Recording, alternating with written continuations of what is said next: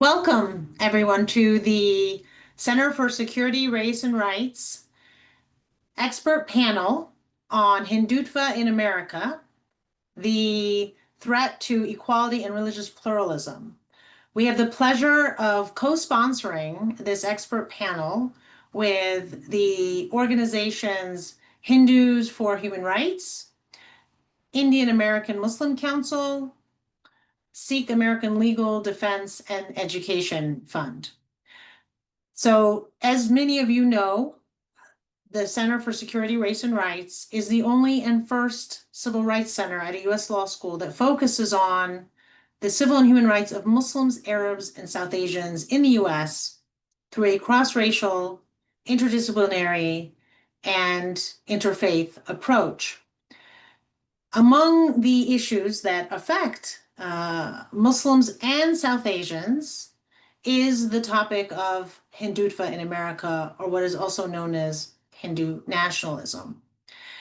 Now, before I go into the details of this panel, I want to encourage everyone that is listening to follow us on social media at CSRR, or RUCSRR, or Rutgers CSRR, to visit us on our website at csrr.rutgers.edu. And if you are a podcast listener, to follow the Race and Rights podcast, which I have the privilege of hosting, and also to consider supporting the work of the Center for Security, Race, and Rights by going to the website, csrr.rutgers.edu, and pressing the donate button. And please give generously. As many of you know, this type of work is not easy. It tends to invite the very hate and bias and harassment that the center's mission seeks to stop.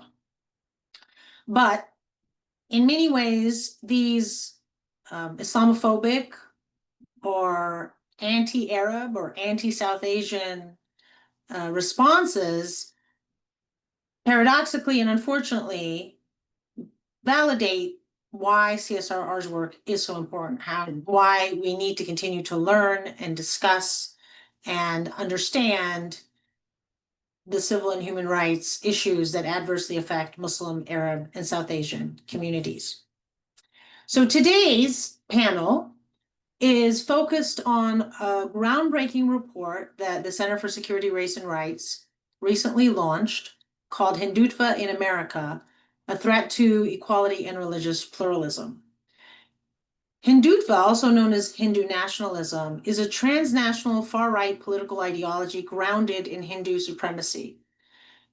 And as we discuss in the report, in India, Hindu nationalists advocate a strict form of ethno-nationalism that reimagines the secular Indian Republic as exclusively Hindu nation and seeks to relegate religious minorities, especially Muslims, to an inferior status. And this movement is transnational. So in the United States, Hindutva proponents seek to silence the voices of Indian Americans and others who disagree with their ideology, promote harmful policies favorable to India's Hindu nationalist political parties, and control knowledge about South Asia's diverse, multi-religious history. And in doing so, Hindutva advocates undermine American pluralism and spread hate against Muslims, Sikhs, and other minorities within American society. Now, to discuss this complex and controversial issues, we do anticipate people will disagree, and that's what academic centers are for, is to discuss issues that of public importance that affect real people's lives, but do it in a civil, empirically based, and theoretically grounded way.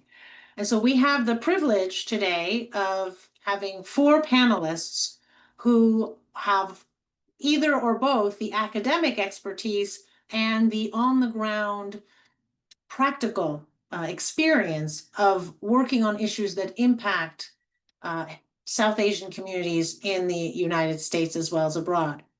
So our first speaker will be Dr. Deepa Sundaram. She's an assistant professor of Hindu studies at the University of Denver, which sits on the stolen ancestral lands of the Cheyenne, Arapaho, and Ute people. Dr. Surandaram is presented and published on the formation of Hindu and Hindu nationalist virtual religious publics through online platforms and emerging technologies such as social media, apps, virtual reality, and artificial intelligence. Her current monograph project, Globalizing Dharma, The Making of a Global Hindu Brand, examines how commercial ritual websites fashion a digital canon for Hindu religious praxis, effectively branding religious identities and marketing caste privileged religious norms as a default cosmopolitan Hinduism that anchors the Hindu nationalist political project. She is also a contributor for Religion News Service on Hindu Perspectives and a founding member of the US-based South Asia Scholar Activist Collective. So we will start with Professor Sundaram, and then we will move to our other speakers whom I will introduce right before they speak, which include Jyot Singh, Safa Ahmad, and Pranay Sumayajula. So Dr. Sundaram, would you like to start by providing us with a background of what Hindutva is, why it's important, and how it has impacted South Asian communities and other communities in the United States?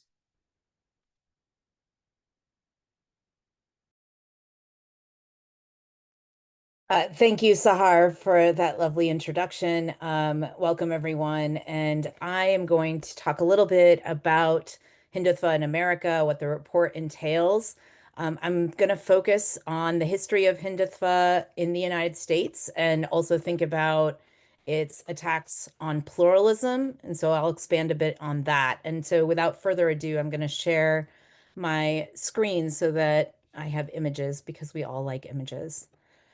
So one moment while I get this working here. Apologies. Too many screens. All right. So I just want to say a word about this image because it actually appears in the report. And this is an image that is taken from New Jersey, not from India. So this was actually something that appeared in an Indian Independence Day parade in Edison, New Jersey, that is discussed in detail in the report. So before I begin, I just want to say a few things about myself and also about where I teach. The University of Denver is a private institution, but it was built on the ancestral tribal lands of the Ute, Arapaho, and Cheyenne people. There are great organizations that do work to repair this harm, including the Four Winds Center. To learn more about that, you can go to their website, fourwindscenter.org. I also want to say something about my own positionality, which I think is really important, especially when discussing these kinds of charged issues. As a dominant caste Brahmin, South Asian American, I'm also cisgendered and female. I also hold a prominent position at a well-respected US institution. I come to this space with a number of privileges, but I also navigate being a brown woman and a daughter of immigrants in a predominantly white country and a white space in most of my work. So I just want to say a few things about the report overall, and then I'm going to dig into the history. This comes from the executive summary of the report. This report examines the origins, networks, and impacts of Hindu nationalist organizations in the United States. This is predominantly the focus of the report. We are not focused, for example, this report does not focus predominantly on what's happening in India, but rather these transnational connections of this particular ideology. The report summarizes origins and structures of the American Sangh, or the American family of Hindutva. That's what the word Sangh means.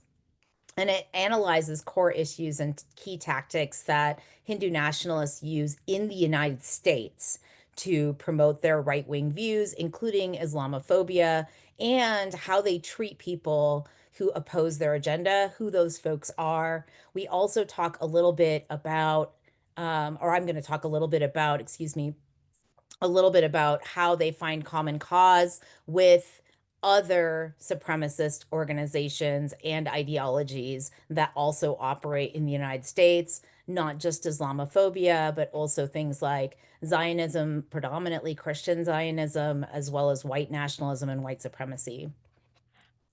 So to begin, and Dr. Aziz gave us a nice way of thinking about the ideology of Hindutva, but I think it's important for us to have some facts. So Hindutva is a political ideology. It's about 100 years old. It's attributed to a figure, V.D. Savarkar, who was one of the founders of another group called the Rashtriya Swayamsevak Sangh, or the RSS. The RSS is a paramilitary organization that actually, up until recently, was banned from political positions in India. One should note that Prime Minister Narendra Modi actually found his roots in the RSS initially before he became a politician. And the political ideology of Hindutva positions Hindus as the only rightful inhabitants of India and India as a Hindu state. The Hindutva supporters believe in something called Akhand Bharat, or this idea that a broad region of South Asia and surrounding regions were originally a singular nation ruled by Hindus. Depending on who's Akhand Bharat, and I'm going to show you an image here, we get different current modern countries or contemporary countries being included in that region.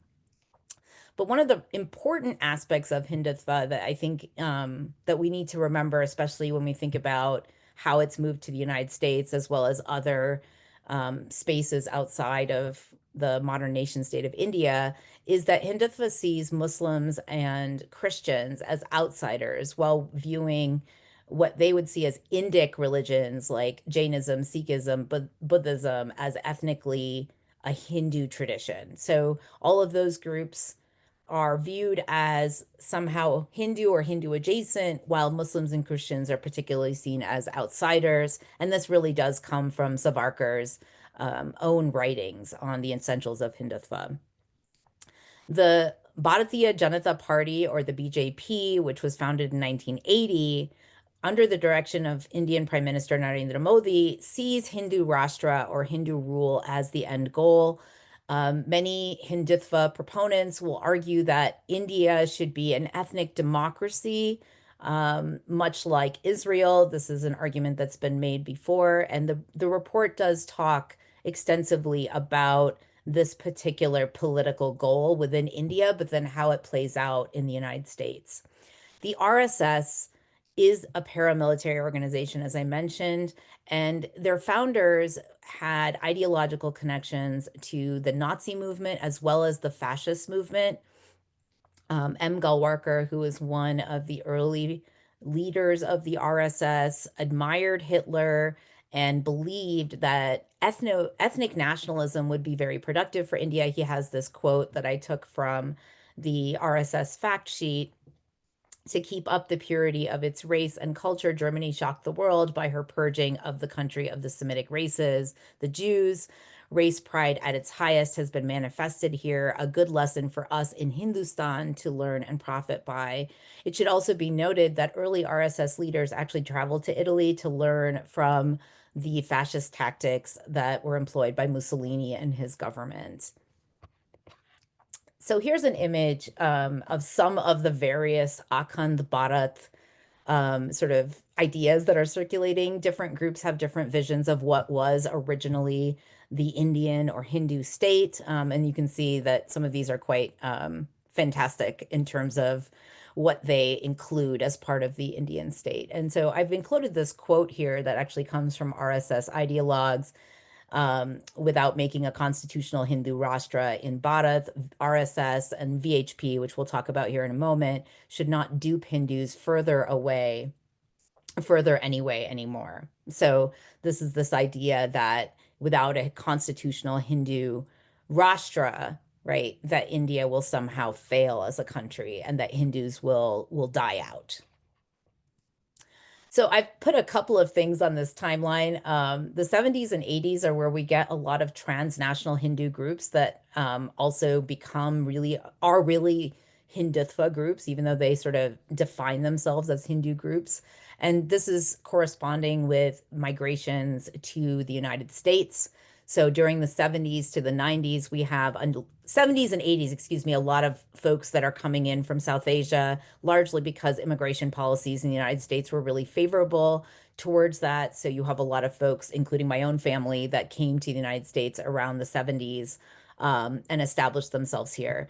Since 2000, and this I'm not sure actually appears in the report in my own reading of it, but since 2000, South Asians are the largest group of immigrants that have come to the United States. They are also the fastest growing voting bloc in the United States of people who have been here for a while, had children, right, and who now vote and who are American citizens. And we have seen in the last election of 2024, the largest number of participants ever from the South Asian community. Asians in general, but South Asians in particular, have increased their population in the United States by over 50% since 2000. Since then, we've also seen the growth of Hindu organizations. Two prominent ones are the Hindu American Foundation, which was founded in 2003. They've become a prominent voice for Hindutva in the United States. And then the founding more recently in 2020 of CONA, or the Coalition of Hindus in North America, which is the conservative leaning organization that has fought against anti-caste measures and criticisms of Hindutva, as well as criticisms of extremism in India, particularly towards Muslims. I wanted to put this image out there, credit to Dr. Audrey Trushke, who's a professor at Rutgers University, who created this. But this is what we call the Hindutva family of hate, or the Sangh Parivar, as Hindutva would call it. But I wanted to sort of characterize this within what we believe, what I should say, I believe to be the hate ideology that is associated with this image of the family. So these four organizations, the VHP, the BJP, the SEVA, as well as the ABVP, have corresponding organizations that are transnational. The VHPA, the OFBJP, the HSC, as well as SEVA International. So the VHPA, we'll start with that, is the VHP America. So this is the Vishwa Hindu Parishad America. And it was the earliest, it was founded in 1970 in the United States. So it was the earliest Hindutva organization in the US. The BJP is a political party in India that advances Hindutva. And as I said, it was founded in 1980, but the Overseas Friends of the BJP was actually established in 2020 to fight back against charges of foreign interference in US elections. So they sort of registered as a foreign agent. The ABVP is actually a student organization that operates in India. It's a wing of the RSS. However, in the US, we have seen the Hindu Student Council sort of take up a lot of their charges. They're a feeder for other Hindu right organizations, and they operate across college campuses, as well as doing a lot of programming for K through 12 through camps and other things. So they work really closely with other Hindutva organizations.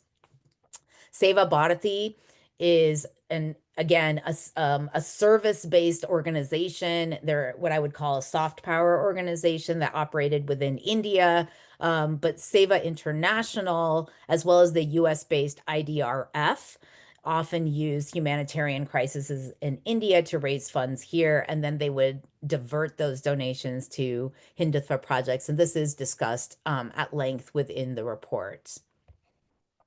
So just an image to kind of show you how this works. The US-based Hindu nationalist organizations, these are organizations that were founded in the United States. So you've already seen the Hindu American Foundation and the Coalition of Hindus of North America, but we also have the Hindu Mandir Executives Conference.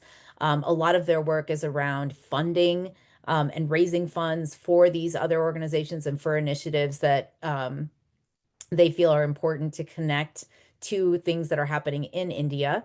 The Global Hindu Heritage Foundation is another organization that is kind of a parent organization that gives money and other types of ideological support to these organizations, the Hindu American Foundation, the Coalition of Hindus in North America, as well as a number of other organizations that are much smaller and don't have the reach that these two in particular have. And so just to sort of get us to think a little bit about how this works, I'm just going to hide this so we can see this really well. So the US, the VHPA, as I said, was the first Hindu organization, but we should really know its own roots. They promote themselves as a cultural organization, but in India in 1992, they were responsible for the Karsevaks, or activists that took down the Babri Masjid, which was a relic from the 16th century.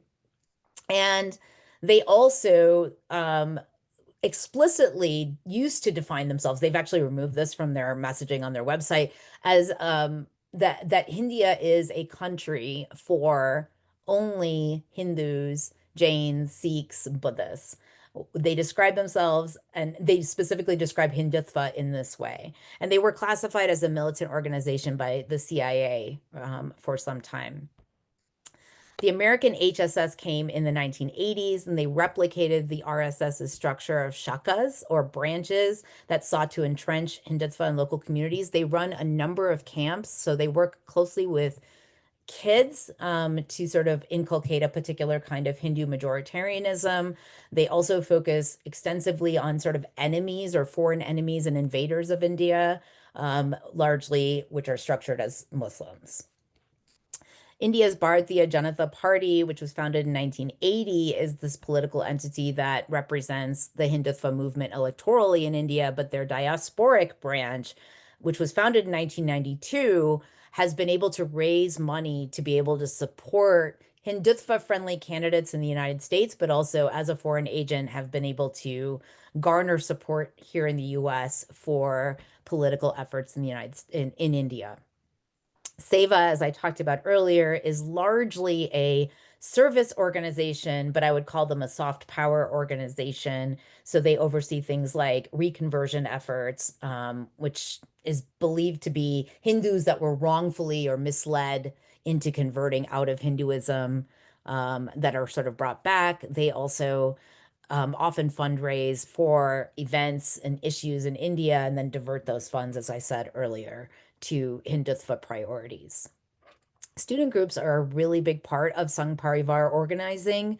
So in Indian universities, we see things like the ABVP, as well as the other kinds of smaller organizations that recruit college students to the Hindutva cause. But in the United States, the Hindu Student Council has been largely focused on this, as well as the Hindu Yuva, or the Youth for Unity, Virtues, and Action. This is an HSS project founded in 2007. And more recently, we've seen organizations that purport to be student groups, such as Hindu on Campus, which came out with basically a Twitter handle in 2020 and has been, developed a pretty broad social media following and puts out these sort of very slick media produced images that and reels and that kind of thing that really appeal to folks looking for like a 3-minute overview as to why, um, anti-caste legislation, it would be bad for Hindus. So they're really good at that sort of media focused, media cycle type of messaging. And they've been effective on college campuses because they themselves purport to represent Hindu students. Okay. So another sort of image to show how this works, the Hindu right and its support for global Hindutva. So you can see how they do this. The propaganda advances ahistorical Hindutva ideas and whitewashes violence. We also see how the media, money, and other groups are part of that network. So fundraising, lobbying, recruitment in the United States is often linked to events happening in India that are connected to so-called Hindu harm or harm against Hindus here in the United States.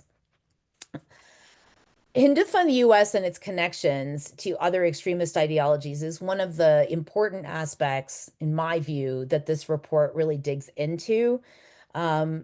these organizations find common cause historically and in the present moment with extremist ideologies and groups, including Islamophobia, white nationalism and supremacy, as well as Zionism and predominantly Christian Zionism, as well as other forms of Zionism. But Christian Zionists have been a close partner with Hindutva orgs in India as well as in the United States. And if you look at NatCon 2024, which I'm going to show a couple of images of as I conclude, that is a great place to see how these ideas have kind of found common cause, particularly within conservative politics in the United States, but not limited to that space. Great replacement theory has had a lot of overlaps with what happens with Hindutva as well. So here, white nationalists advance the idea that people of color, particularly Black folks, are somehow, replacing white Americans. In India, if you switch out Black folks with Muslims, you hear similar versions of that theory. We also see broad opposition to caste equity measures, which have become much more important, particularly on college campuses, as well as legislatively, as we saw in Seattle, as well as in California more recently, even though the California bill was vetoed by Governor Newsom.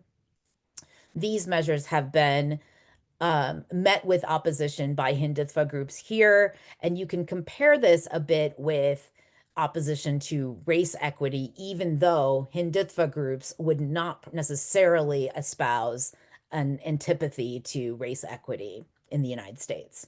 Some groups have opposed affirmative action, some Hindutva groups, and they compare that with anti-caste equity measures in India. If you look at the Action Pact, the PAC of the VHP, they have specifically said affirmative action is anti-Hindu in the United States. There's deliberate conflation of Hinduism and Hindutva. This is done on purpose because they know that most South Asians and Hindus oppose Hindutva. And then finally, I just wanted, my colleagues will be talking more about this, but I wanted to highlight that the report goes into connections with Islamophobia. This is often a place where Hindus that would normally oppose Hindutva do find some synonymy with Hindutva because of the widespread prevalence of Islamophobia in South Asia. So you'll see Hindutva groups in the United States, for example, sharing information and posts from Jihad Watch, which is run by Robert Spencer, which is an explicitly Islamophobic organization. The Norwegian anti-Muslim spree killer Anders Breivik's 2012 manifesto, which was over 1,600 pages, devoted over 100 pages to how great Hindutva was. This is sometimes cited as Islamophobia or the Muslim threat more broadly or globally, and Hindutva organizations really lean into that framing more recently. For example, in the ways in which they've called for recognition of what they see as a genocide of Hindus in Bangladesh, and asking the US Congress to recognize that. So here's just one quick sort of example from NatCon. This is Ram Madhav, who's a BJP functionary, and he says that we call ourselves cultural nationalists. Some call us Hindu nationalists. We don't mind that label as long as it's not misunderstood. But they say that they stand for not for theocracy, but dharmocracy, which is just another way of sort of saying that Hindu values, Hindu ideas, Hindu religious ideas should be the guiding force of India, but not just any Hindu ideas, but a Hindu majoritarianism that is only for elite caste groups that don't sort of see a more pluralistic democracy. And note the comparison to the Ten Commandments here. I'm not going to go through this whole thing, but this Ram Madhav's speech was shortly followed by Josh Hawley, where he is explicitly calling for an American Christian tradition that is rooted in Christian nationalism. He claims, in fact, that Christian nationalism founded American democracy. And so you can kind of see how these equivalencies are made. So to sort of close up, because I'm running out of time here, Hindutva's threat to pluralism and democracy is the heart of this report. And this is where we see all kinds of, and these are some quotes from the report, right? We see an attack on anybody that in any way opposes a particular vision of Hinduism that lies at the core of Hindutva, even though it's a political ideology. They claim this authority to define Hinduism. Anti-Muslim sentiments drive much of Hindutva. So you can see that even in, for example, our pluralistic space in the United States, in theory, right? We see like summer camps where in 2001, a researcher saw a person push back really hard against dating a Muslim American, right? And then leaning into rhetoric that was anti-Muslim and anti-Black. We also see another example where Hindutva ideology is used to promote a particular kind of hegemonic Hinduism, as we saw with the Darshana exhibit from the HSS in 2023. And as one researcher points out, Indians are culturally and ethnically Hindu is kind of the idea here, right? Regardless of religious or cultural affiliations that they may hold. And so this really is a core part of Hindutva ideology. And then finally, anti-immigrant sentiment and immigrant exceptionalism, which is a term that I use to talk about Hindus in the United States, in my own research. And this is an important piece of this playbook because what you see is that Hindutva wants to sort of say that Hindu immigrants, Indian immigrants that are Hindu, are better or different than other immigrants from this region. So I just wanted to share this last slide. If you want to see how this works, we can see exactly how these are the kinds of posts that Hindutva ideologues often put out on their own social media. They want the immigrant enforcement that, for example, Trump is engaging in, and they specifically have no sympathy or concern around Indians, who have been the largest group that have been deported under the current push to deport folks out of the country. So I'm just going to skip ahead to this last bit. But Hindu nationalists ultimately, object as well to college courses and curricula that focus on various aspects of Hinduism and Indian politics that is intended to be pluralistic.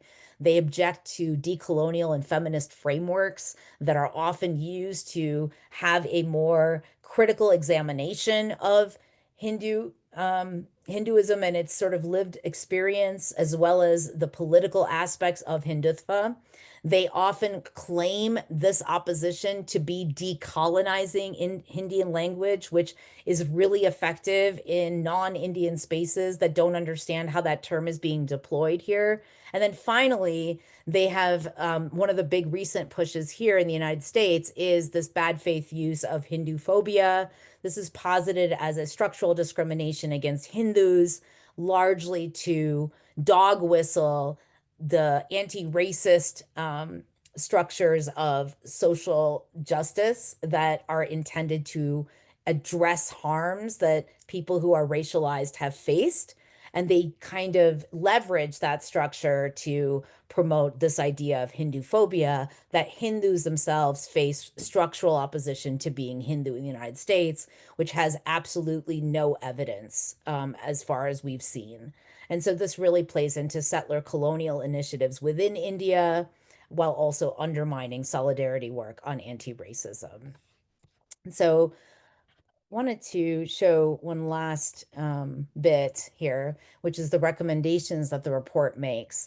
There are 5 main recommendations, but we really hope that as people read this report, which, I've gone through in detail, that law enforcement, politicians, and civil rights groups should cease their partnerships with US-based Hindu nationalist groups.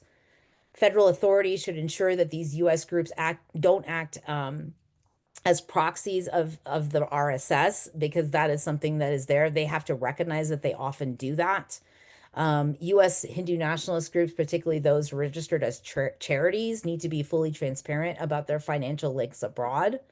And the US government should impose sanctions on persons who facilitate or provide material support for anti-minority violence in India. This part is particularly important as we're seeing an increase of that in India. And university administrations should educate themselves about the threats caused by Hindutva-inspired discrimination. This is, again, a growing area of concern as the soft power Hindutva groups that I discussed earlier have been able to make significant inroads within educational institutions, and their recent push has been on college campuses in particular, trying to police curriculum and leveraging a lot of what we see from conservative politicians and organizations in the United States to censor and curtail what is taught about India and what is taught about Hinduism. Thank you so much. Thank you, Professor Sundaram. You gave us quite a bit to think about. And I have no doubt that, like any academic presentation, there will be disagreement. And that's precisely what we welcome in universities and institutions of higher education in the United States, is that we seek to engage in these controversial issues and disagree based on facts and based on empirical data, based on theoretical groundings, and not based on ad hominem attacks, harassment, discrimination, or intimidation. So I appreciate you sharing your expertise, knowing full well that scholars have been at risk for doing so, and it's unfortunate that simply being an educator and a college professor and a researcher now is becoming a more dangerous job in the United States. It's June 16, 2025, and that's becoming a reality for many faculty, especially those who work on sensitive social, political, and economic issues. So it's my privilege to now introduce our second speaker. So we're moving from the academic theoretical background, which I know is quite abbreviated, and I'll put a plug in again for the report Hindutva in America, A Threat to Equality and Religious Pluralism. You can find it on csrr.rutgers.edu under issues and Hindutva in America. So our second speaker is Jyot Singh. Jyot Singh is a Sikh American advocate serving as the research and policy consultant and interim policy manager at SALDEF, the Sikh American Legal Defense and Education Fund. Mr. Singh leads research efforts at SALDEF, including architecting and being the primary author for the censorship report series. He is currently also overseeing policy efforts across DC and Sacramento, representing Sikh Americans' rights and interests in the areas of immigration, anti-hate, including anti-transnational repression, which Sikhs have been targeted in very violent ways in the US and Canada. He also works on language access, technology, and religious freedom. So welcome, Mr. Singh, to the Center for Security, Race, and Rights expert panel, and we look forward to hearing your insights into this very important topic. Thank you, Professor Aziz. Thank you, Professor Sundaram. Your use of the word abbreviated, Professor, was really funny because only in academia was that very thorough, very eloquent discourse by Professor Sundaram abbreviated, but that was great. I'll try to keep it to 5 minutes so I leave some room for Pranay and Safa and some Q&A. So not to get too far in the weeds here, I'm happy to revisit this during Q&A or further down the road. People can reach out via email. But as has been discussed, anti-Sikh TNR in the United States usually takes one of three distinct flavors. And some of these points are alluded to by Professor Sundaram. Usually, point one, the argument is that all of Sikhi is a terrorist cell that continues to agitate violently for a Sikh homeland in the present-day Punjab, despite the fact that that movement died decades ago, and most Sikhs, even in India, are not interested in a separate homeland. The second usual form of TNR against us is the idea that we peddle explicitly anti-Hindu hate, right? The idea that our support of legislation that is anti-TNR, anti-caste, is rooted explicitly in wanting to roll back rights for Hindu Americans and Hindus worldwide. Obviously not the case. We work in a way that protects the rights of all groups, or try to. And then the third sort of broad flavor of TNR against us is that our faith as a whole is just terrorism, right? Is that Sikhi, if it's not, to be subsumed by Hinduism and represented as an offshoot, it is merely a terrorist cult. And a lot of these things come up in the media. One article I would point people to sort of see TNR in action is with the Sacramento Bee, published October 2nd. It was just a discussion of a lot of these violent incidents and trends in the Sacramento area, and it does actually contain some comments by someone who works at HAF alleging very common tropes about Sikhi, like the fact that our gurdwaras are highways for drug trafficking, that our gurdwaras are places for us to plan terrorist attacks, so on and so forth. I'll dedicate the remainder of my next couple of minutes here to specific areas of practice of TNR against us. The two I want to focus on, one is digital repression and repressing our rights online, repressing speech globally online. And then, of course, talking a little bit about, as Professor Aziz mentioned, great violence committed against specific community members because of their politics. So when I talk about censorship reports, this is kind of what I'm getting at. The first censorship report we put out was back in 2020. It was called When #Sikh was banned worldwide. And it highlighted the Indian government pressured Twitter to remove about 500 accounts and over 150 specific tweets related to Sikh and the farmers' protest during the farmers' protest in 2020, 2021. These demands were executed worldwide. #Sikh was taken down worldwide, even though these events were occurring specifically in India. The Indian government's collaboration with companies like Facebook and Twitter to silence our activism abroad is deeply concerning, and that has led to our report series culminating in Virtually Vulnerable report. You see some of the logos across the top are represented by the other panelists today.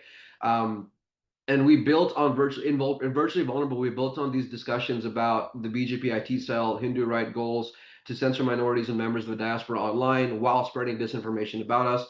These communities, as I mentioned, include Sikhs in the U.S., the U.K., Canada, Australia, New Zealand, as well as Muslims in those countries, as well as Jains, as well as really, again, anybody who is quote unquote an Indic faith is subject to targeting, censorship, misinformation online, and in ways that continue to accelerate actually as time goes on. And of course, being mindful of time, these are just to put some faces on some of these theories. We talked about theory, talked about praxis, but let's talk about practice, right? So from left to right, Hardeep Singh Nijjar on the left, I'm sure that's a name that's familiar to many people on the line. He was a prominent Sikh activist in Canada. He was a naturalized citizen. He advocated for a separate homeland for Sikhs peacefully with a nonviolent referendum. And he was president of the Guru Nanak Sikh Gurdwara in Surrey, BC. On June 18th, 2023, Nijjar was murdered outside the Gurdwara by masked assailants. On November 29th, 2023, the U.S. Department of Justice unsealed an indictment against an Indian national who was allegedly recruited by the Indian government to plan an assassination campaign against numerous activists, not just Nijjar, following suit on a similar indictment unsealed by federal authorities in Canada. And again, to be clear, Hardeep Singh Nijjar died for his beliefs. He died for his politics. Gurpatwant Singh Pannu is in the middle. Gurpatwant Singh Pannu is an activist with Sikhs for Justice and an advocate, and another advocate for Sikh separatism, peaceful Sikh separatism. The Indian government labeled him a terrorist in 2020, which he has consistently denied. He's consistently argued that he's being targeted for his beliefs. In October 2023, the U.S. Department of Justice foiled an assassination attempt on Pannu in NYC. A year later, in October 2024, the U.S. Department of Justice unsealed an indictment that he had alleged that Pannu was also targeted in a plot defined by the government as funded and executed starting from New Delhi. And a reminder, right? All of this was because Nijjar and Pannu exercised constitutional rights to political speech in their countries where they were legal residents with full rights. And there are many cases of transnational repression against the Sikh American community that are not assassination attempts, that are less dramatic but still terrifying. And that kind of brings us to the individual on the right of your screen. It's a less dramatic example, but I think it bears mentioning. It's a story of California Assembly member Dr. Jasmeet Bains, who's currently serving in the Assembly representing Bakersfield. She's a Sikh American who introduced anti-TNR legislation in Sacramento in the previous session. And for her efforts to represent her community and protect all communities from TNR, she has come under a sustained threat. She has required around-the-clock police protection. She's needed to move her residence. She has been the subject of false immigration tips. To be clear, she was born in Bakersfield. She's an American citizen, but she's had to deal with 3 different fake immigration tips to ICE alleging that she needs to be deported. And ultimately, and the thing that I think made her the most upset is she could not reintroduce the TNR legislation because of the pressure campaign she was facing. Law enforcement advised her very strongly to not reintroduce this legislation, and that's why in this session it's been introduced by Senator Ana Caballero, because that Assemblymember Bains, for participating in the political system as a representative elected by these people who want her to pass this bill, she's having to change her life and have round-the-clock security threats. So again, the report does a wonderful job getting into the theory, the praxis, the history of Hindutva, but I would like for folks on the line to just kind of look at these faces and understand this is a threat we face every day. And the louder you are in our community about our politics, about things that we care about deeply, about family back home and things they go through, the greater the danger in many cases of retaliation, up to and including, in the case of Mr. Nijar, being shot outside your Gurdwara. So again, that's I think the Professor Aziz mentioned at the top, we have that balance of the academic and the practical and the policy. And this is why we're doing this, right? I think it's important for folks to know this is a huge issue, and from a perspective of right and wrong in policy, this is a sovereignty issue. Like there is no legal basis for the government of India or any government, right, to restrict the rights of constitutional citizens here to practice their First Amendment right to speech, right to politics. But that's where we are. That's where we're living, and so that's why I think all of the advocates on the line continue to fight on this issue. So I guess I'll yield back time here. Thank you so much, Jyot Singh. That was concise, but very powerful. And I think it is important for our audience to understand the real human cost, right, of civil rights violations and threats to people's civil rights. So I appreciate you bringing that to the forefront. And anyone who works on civil rights, whether through research or through litigation or advocacy, is often motivated by witnessing the very real harms caused to real people and their safety and their families and their equality. So now I have the distinct honor of introducing our third panelist, Safa Ahmed, who is the Associate Director of Media and Communications for the Indian American Muslim Council. And I'll just put a reminder here that a lot of people don't know that India actually has I believe the second largest Muslim population in a single country after Indonesia, second or third, with Malaysia very close, even though they are only 14% of the population, but it's over 230 million people. Safa Ahmed represented IAMC before the United Nations, the U.S. Department of Justice, and dozens of events and panels across the country. She's also been interviewed on a number of podcasts and radio shows, including Georgetown University's Bridge Initiative podcast, Radio Islam International, Jewish Currents, Genocide Watch, and more. And she has written on Hindu supremacy and human rights in India for AI. Welcome, Safa Ahmed, to the virtual floor, and we look forward to hearing your insights. Thank you so much. Thank you for having me today. I unfortunately don't have any lovely slides like Professor Sundaram or Jyot, so you guys are going to have to just listen to the sound of my voice, and hopefully it keeps you engaged. And I'm actually going to start out with an anecdote here. So I actually grew up in a part of North Carolina that was at the time majority white. Now it is very much brown. But when I was growing up, the people I faced the most direct and personal anti-Muslim bigotry from was not Southern white Americans, but actually fellow Indian Americans as young as when I was in first grade. And this experience stayed with me through high school and college, where repeatedly I found that the ones who were the most upfront with me about their dislike or their parents' dislike for Muslims were Indian American Hindus. And it was this phenomenon that I never saw getting much attention in the United States beyond certain bubbles of activism or conversation, which is why this new report from the Center for Security, Race and Rights is so very important. And I'm so grateful to be able to provide an Indian Muslim lens for this conversation. So one thing that CSRR's report does an incredible job of highlighting is the fact that anti-Muslim hate is central to Hindutva. And I know Deepa touched on this quite a bit already, but I think it bears repeating. This fact is obvious to anyone who has even a cursory understanding of Hindutva. And again, it bears saying clearly and openly that Hindutva is a deeply and fundamentally anti-Muslim ideology, one that in practice turns nearly everything about the diversity and complexity within Hindu identity into a reaction against Muslim identity.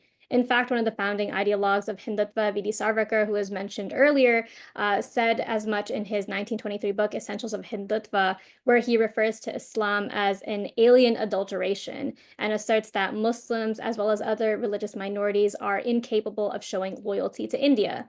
It's important to mention, however, that Hindutva is not just contained to a hatred of Muslims in India specifically, or even Muslims in South Asia as a whole, but a hatred of all Muslims regardless of background, be they Indian or Pakistani, Bangladeshi or Rohingya or Palestinian or another Arab subgroup, etc. Now, why is it important to point this out? Because there are several examples of this type of bigotry clearly aiming to harm or directly harming all American Muslims. In fact, I'd argue that you cannot talk about Islamophobia in the United States without now including Hindu supremacy in the conversation. For example, one of the ways in which Hindu supremacists seek to appeal to other elements of the American far right, specifically the white Christian nationalist right, is by using this concept of wedge politics. So, in essence, painting themselves as the good brown people, the model minority, by contrasting themselves with Muslims and with Sikhs, as well as Jyot mentioned. And to do this, they frequently weaponize the stereotype of Muslims as the violent other, the terrorist whose religion dictates destruction and disloyalty. And by contrast, the peace-loving Hindu just wants to make America a better place. And actually, if you all are familiar with Severa, which is cited in CSR's report a few times, which we're very honored to see. Severa is a coalition-based research project. Hindus for Human Rights, and the American Muslim Council and SALDF are all part of this coalition. We've put out reports on American Hindu supremacy as well. And we have one report called Halfway to Supremacy, which includes this quote from the Hindu American Foundation co-founder Asim Shukla. He authored an article on the 2009 Fort Hood shooting in which a Muslim US Army official killed 13 people. And Shukla took this tragic and awful incident to and used it as an opportunity in which he contrasts this individual, the shooter, with a Hindu army official, saying, quote, "Where did the past diverge that one serves his nation with pride and honor, while one stands accused of the horrors of fratricide?" In case the implication here isn't clear enough, he goes on to add, quote, "There are violent voices aspiring for a global wave that establishes a world ruled under the Islamic crescent." And this is a prime example of wedge politics at play. Pushing anti-Muslim bigotry is seen by the Hindu right as a way to market themselves as the good ones and to endear themselves to other far-right movements. Not only that, but we can see the integration of Hindu supremacists into the global Islamophobia ecosystem in several ways. So you might have heard the study quoted before, if you're familiar with Islamophobia research, but there's a study by the Islamic Council of Victoria showing that between 2017 and 2019, 86% of all anti-Muslim hate speech originated, hate speech on X, I should say, originated from 3 countries, the US, the UK, and surprisingly India, of which India comprises a shocking 55% of all such hate speech. And other research groups like the Center for the Study of Organized Hate have documented the year-to-year increases of anti-Muslim hate speech in India, which ends up eventually reaching an international audience. But with specific regards to the American context, you'll often see Hindu supremacists, both online and offline, promoting and sometimes aiding other far-right movements over shared anti-Muslim hate. We've all seen how many Hindu supremacists have thrown their full weight behind the Israeli genocide in Palestine, promoting Zionist propaganda, promoting anti-Palestinian disinformation, and also using the Zionist playbook to try and smear critics of their ideology and the government they support as hateful religious bigots. In fact, some Hindu supremacist groups in the United States have started smearing their critics not just as quote-unquote Hindu-phobic, but also as anti-Semitic as well, if their critics have expressed support for Palestine, as a way to sort of further cement this alliance in the minds of the broader far right.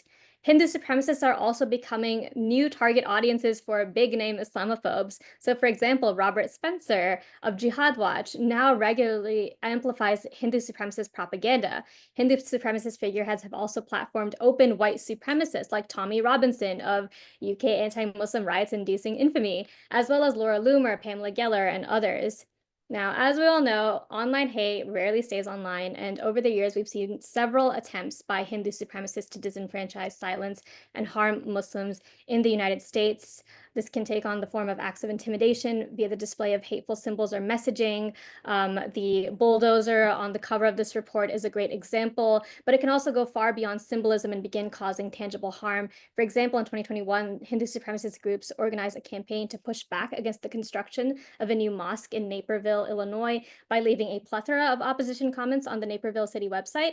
There have been attempts to push Muslims out of Indian American policy spaces, one example being the attempt, to change the definition of Indian to exclude Muslims from being able to be members of the Illinois Indian American Advisory Council back in 2022, which fortunately was amended after pushback.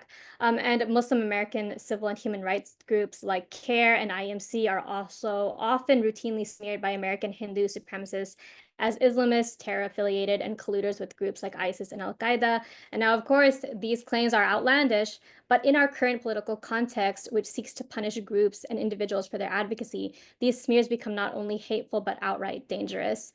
And finally, I want to add that despite these deep and multifaceted ways in which Muslim Americans are harmed by Hindu supremacy, there's still very little research or polling that looks into the human impact on this specific form of bigotry, which is why I'm just going to take my last few minutes here to talk about a community survey conducted by IMC last year, in which we asked just under 1,000 Indian American Muslims across the United States how Hindu supremacy has impacted them in the last 10 years. And what we found is that discrimination and exclusion of and against Indian Muslims within the diaspora is quite widespread. In fact, 81% of respondents in the survey reported experiencing harassment, discrimination, or prejudice from Hindu friends or social contexts over the past decade. That includes 70% of people in the survey experiencing biased treatment from Hindu colleagues in the workplace, which resulted in 80% of these respondents feeling less comfortable in Indian American spaces since the rise of the BJP. And not a single person reported feeling more comfortable since the mainstreaming of these supremacist politics here in the United States. So respondents are reporting feelings of isolation, fear, and emotional fatigue, noting that Hindu friends and neighbors, people who they were once comfortable with, quote unquote, changed their behavior towards Muslims, which is honestly quite a sad experience for a lot of people. Now, I do want to reiterate again that less than 1,000 people were surveyed, but at IMC, we have seen this to just be a very small snapshot of a much larger issue.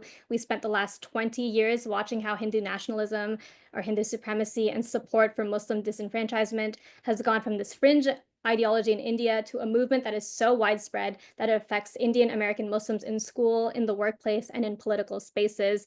This report, released by CSRR, is an important step towards furthering that conversation, making our voices heard, and pushing back against anti-Muslim bigotry from all sources. Thank you so much. Thank you, Safa Ahmed, for that insightful explanation. And we do quite a bit of work at CSRR on Islamophobia, and it is troubling and sad to see that it has spread so widely in India and the South Asian or the Indian subcontinent. But I will encourage our listeners to go to csrr.rutgers.edu and go to the resource tab, and you'll find plenty of resources about the problem of Islamophobia globally, and including in the United States, but also abroad. And so our final speaker, and one of our most important speakers, you always save the best for last, is Pranay Somayajula, who is an Indian American writer and organizer based in Washington, D.C. He currently serves as organizing and advocacy director for Hindus for Human Rights. In his organizing and his writing, Pranay works to bring together diverse histories and struggles for justice to build solidarity between movements and peoples, from South Asia to Palestine and beyond. His writing has been featured in Jacobin, The Nation, and The Drift, as well as on his Substack blog, Culture Shock. He is also the host of the anti-imperialist podcast, Return to Bandung. Pranay, thank you so much for joining us. I have no doubt that it is a very challenging job and a challenging responsibility to be a leader in the Hindus for Human Rights organization, as well as the broader movement. And so I appreciate you bringing that perspective of the what we'll call the intra-community challenges among Hindus from the perspective of Hindus for Human Rights. So thank you for joining us, and the virtual floor is yours.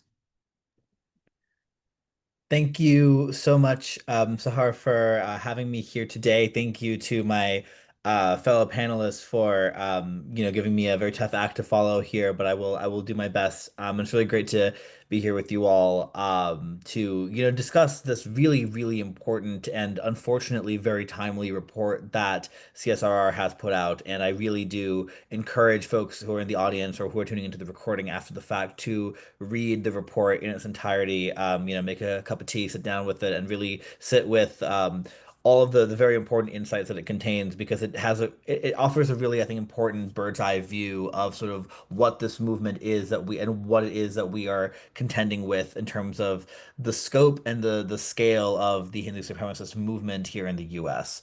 As Sahar mentioned, I work with an organization called Hindus for Human Rights as our organizing and advocacy director.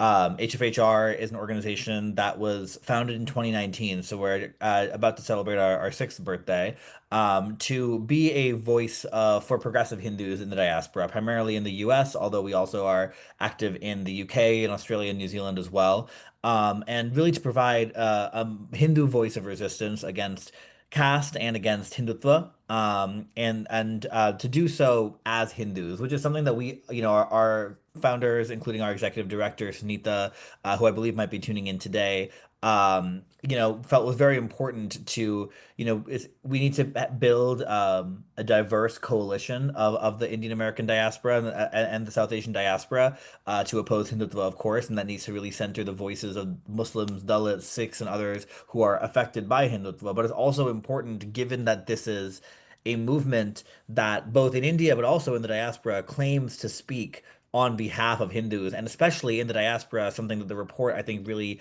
highlights very powerfully is that this movement is able to get legitimacy by claiming to speak on behalf of all Hindu Americans, and to people who are not Hindu, people who are not of South Asian descent, particularly, well-meaning liberals in mainstream civil society. They sort of take that at face value. They have no reason to believe otherwise. And so if there's not a voice for Hindus to speak out and say, hey, actually, we reject what's being said and done and committed in our name, then essentially that's giving these groups free rein to monopolize Hindu identity. So that is really the core ethos of HFHR's work, is to be a dissenting Hindu voice. I often describe us to people who who I meet in the course of this work as we're sort of the Hindu equivalent of Jewish Voice for Peace, in the sense that JVP is doing really important work of being in solidarity with Palestinians, but also mobilizing anti-Zionist Jews to say that, hey, not all Jews are Zionists. We actually, we reject what's being done in our name. We see our work as being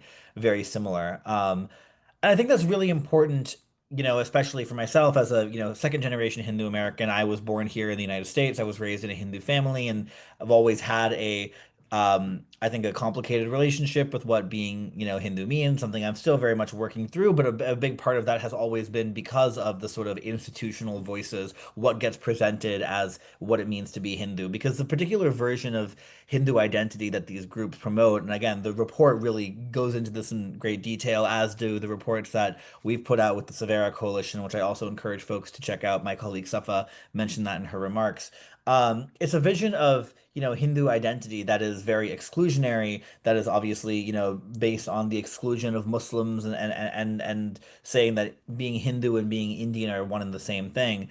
But also, particularly in the diaspora, something we're increasingly seeing is these groups are promoting a version of Hindu identity that is very much rooted in this narrative of victimhood, and through this narrative that they construct of Hindu phobia, which claims that Hindus in the U.S. in particular, but across the diaspora as well, face systemic and widespread discrimination, and bigotry and persecution that exists on the same level as Islamophobia. It exists on the same level as anti-Semitism, or anti-Blackness or other forms of prejudice. And that's something that I think is, I really struggle with at Hindus for Human Rights, because on the one hand, that is a constructed narrative. You know, this has been a concerted effort that these groups have followed the playbook of Zionist groups in particular to weaponize claims of Hindu phobia against anyone who criticizes Hindu nationalism, anyone who criticizes the caste system, anyone who even scholars who just talk about these issues from an objective academic point of view, let alone scholar activists, are accused of Hindu phobia.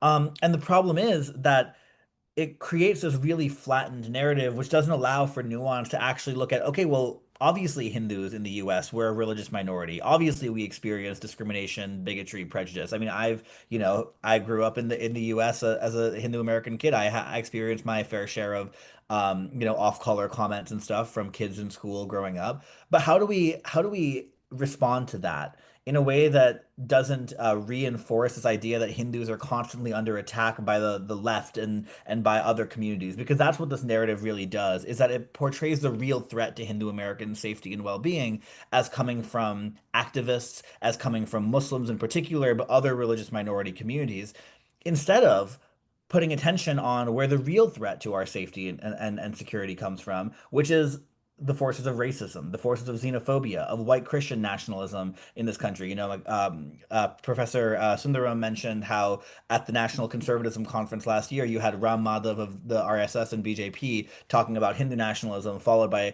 Senator Josh Hawley talking about Christian nationalism.